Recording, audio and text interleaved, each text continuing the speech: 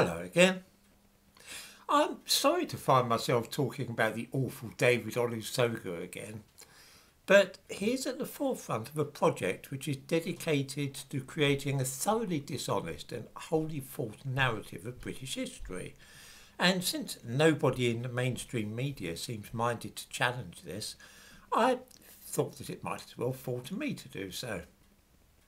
It is clear to me that Olusoga and the pop singer who calls himself Akela both have an identity crisis, produced probably by the fact that they have dual heritage. One sympathises, but this does not mean that they should either of them be allowed a free pass to say whatever silly and offensive things about Britain which might come into their heads. I want to talk today about the myth which is now generally accepted by young people that the history of Britain has somehow been censored and black people written out of it.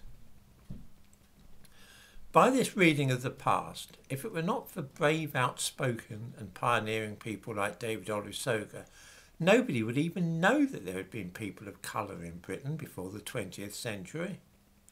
Here is what Olusoga says, addressing himself directly to British children. When I was at school, there was no black history. None of the black people from the past who we know about today were ever mentioned by my teachers, and my textbooks contain nothing about the role black people have played in the story of Britain. So what I presume was there must not have been any black people in British history. This is such nonsense that I find it difficult to know where to begin. I mentioned yesterday that Olusoga has just discovered, apparently, well, so I gather from what he's put here, that 3 African chiefs visited Britain in 1895, and he gives a picture of what he described as an extraordinary royal visit. I said too that I'd known about this visit from a book in my school library perhaps 60 years ago. Robert Baden-Powell, who founded the Boy Scouts, was in charge of showing these men around London, and he gives a detailed account of this in his book Rover into Success, which was published in 1930. So Olusoga is hardly unearthing forgotten or suppressed history here. Another piece of supposedly forgotten history, and how this was kept secret or forgotten is a complete mystery to me, is the fact that there was a black sailor at the Battle of Trafalgar, which was, of course, in 1805. Most ports and the ships sailing out of them, and this applied to any port, not just those in Britain, would have had a few foreigners among the crew.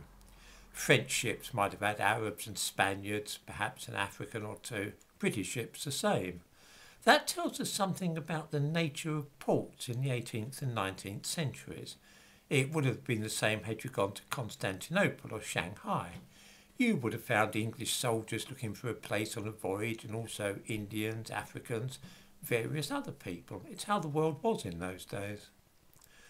When I was a child, my grandfather took me to Trafalgar Square, and while we were looking, after we'd fed the pigeons, of course, which you can't anymore, when we were looking at the bas reliefs around the bottom of Nelson's column, he suddenly exclaimed, "Hello, what's that darky doing there?" There was indeed the sculpted figure of a black sailor, which may be seen in the thumbnail to this video.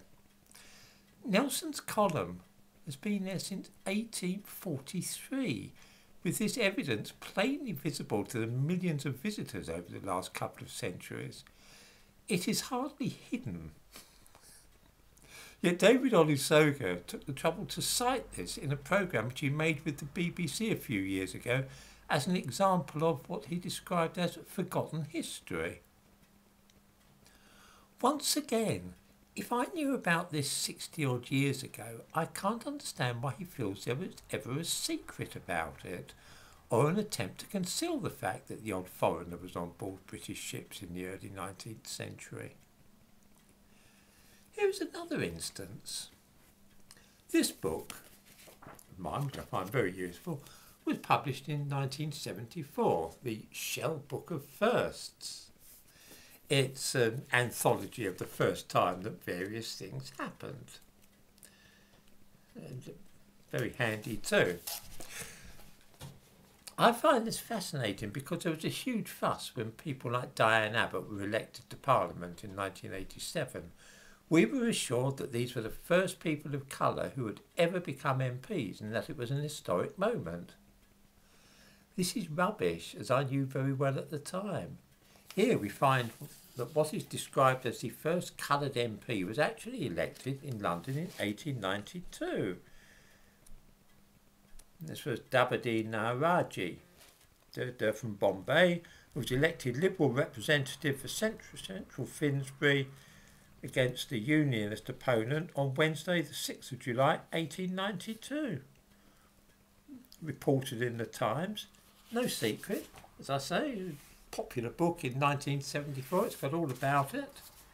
What about the first coloured, well they say coloured here, but I mean yes, that's how people, the expressions people used in the 70s.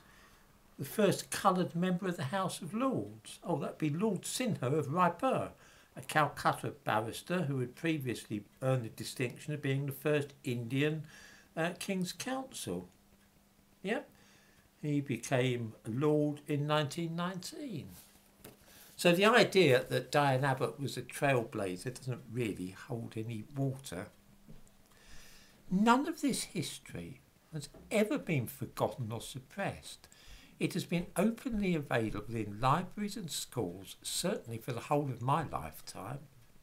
Does anybody remember the Billy Bunter stories, which were so popular from 1908 until the 1930s? There were some of those in my school library when I was a kid as well. Who was one of the major characters and shown to be intelligent, brave and fully accepted by the other schoolboys as a valued companion? That would be the Indian Hari Jamset Ram Singh. That a few black people and Indians lived in Britain during the 18th and 19th centuries has never been any kind of a secret. And if David Olusoga and Akela did not learn about this at school, it's hardly our fault. Maybe they didn't go to the library and read Billy Bunter stories or books by Lord Baden-Powell. I must end on a personal note by quoting from a couple of my books which mention two black people in London who, by the way, I haven't seen crop up anywhere else, so maybe I'm revealing some forgotten history here. I've written a few unconventional guides to London districts. These two are about Kingston upon Thames and Kensington and Chelsea. So, let me just read what I have here. This in Kingston, by the way, is Picton House, and it's a beautiful American colonial building, colonial house. In 1761, an army officer returning from Africa presented as souvenirs to Sir John Phillips, who was living at the time near Kingston, a parakeet, a foreign duck, and a 5-year-old black slave, who was later named Caesar Picton. The position of slaves in Britain at that time was uncertain, and after the deaths of St John and his wife, Picton was freed and set up business at Kingston as a coal merchant. He proved to have a flair for business, first renting and then in 1795 buying outright his premises at number 52 High Street. So successful was he that he retired and lived the life of a gentleman until his death in 1836 at the age of 81. His business premises and home are still standing and are today marked by a blue plaque. The house is of an unusual design reminiscent of the American colonial era. There we are. I give a free gift of that piece of information about a black businessman in Kingston upon Thames to any people like Olusoga or Akela who want to prove that there were black tradesmen around in the early 19th century. The other one, which I found very amusing myself, is that this is the Zulu king Cetshwayo, who came to London after the Zulu War in 1879. Some of the juxtapositions of the blue plaques in Kensington and Chelsea are jaw-droppingly bizarre. On the side of an unremarkable block of Victorian flats in Melbury Road, just off Kensington High Street, are two blue plaques, one above the other. One tells us that William Holman Hunt, a founder of the pre-Raphaelite artistic movement, lived here during the late 19th century. This is all very right and proper. The pre-Raphaelites mostly lived in the royal borough of Kensington and Chelsea at one time or another. The other plaque, though, tells us that while Holman Hunt was living here in 1882, King Cetshwayo, leader of the Zulu nation, moved in next door. One cannot help but wonder at this peculiar circumstance. Did the exiled king of the Zulus pop round to Holman Hunt's studio in order to borrow a cup of sugar or a shilling for the gas meter? Nobody has ever tried to conceal the presence of the occasional foreigner or immigrant in Britain. It is the idea that these disparate and few people formed some kind of community or played a significant part in British history which is untrue. And people like Olusoga are trying to build a false picture where black people were numerous and important in this country's past. That is fake news, fake history.